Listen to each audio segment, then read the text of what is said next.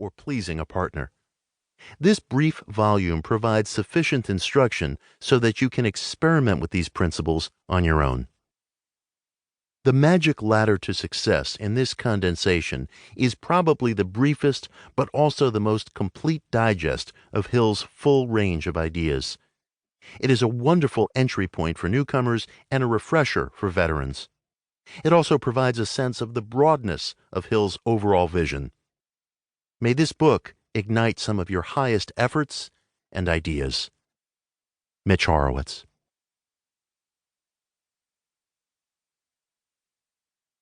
Introduction.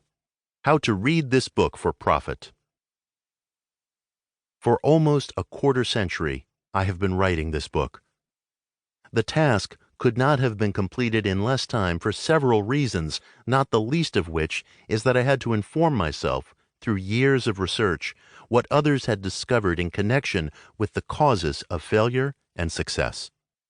Another important reason why my labors have covered nearly a quarter of a century is that I felt it necessary to prove that I could make the law of success philosophy work for myself before offering it to others.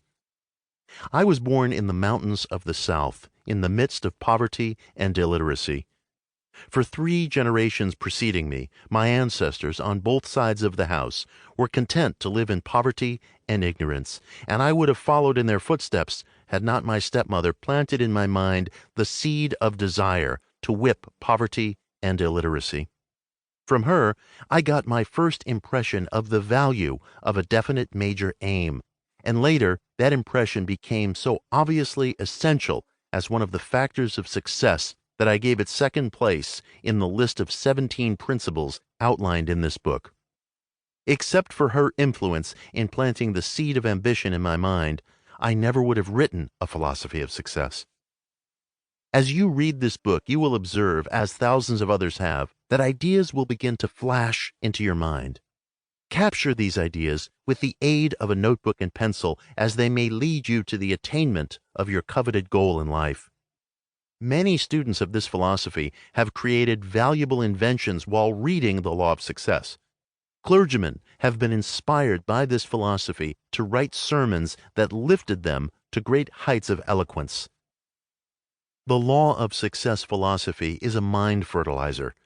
It will cause the mind to function as a magnet that will attract brilliant ideas.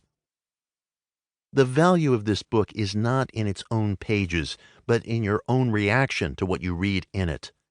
Any brain that can create new ideas in abundance is capable also of organizing great power.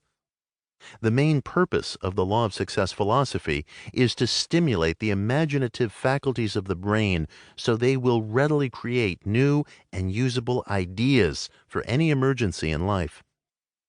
Read or listen to this book with pencil in hand, and as you do, note all statements that cause new ideas to flash into your mind. This method will serve to fix such ideas in your mind permanently. You cannot assimilate the entire subject matter of this philosophy at one reading or listening of this book. Read and listen to it many times, and each time follow the habit of marking the lines or making notes when you reach passages that inspire new ideas. This procedure reveals one of the great mysteries of the human mind by introducing you to a source of knowledge that cannot be described adequately to any except those who have discovered this source for themselves.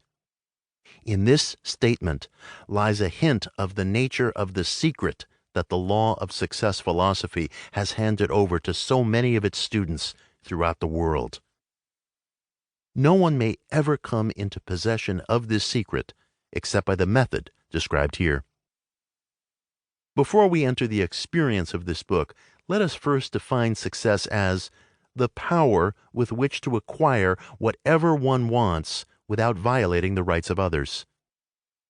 The factors through which power may be acquired and used in harmony with this definition number 17. 1. The mastermind. 2. A definite chief aim. 3. Self-confidence. 4. The habit of saving. 5. Imagination. 6. Initiative and leadership. 7.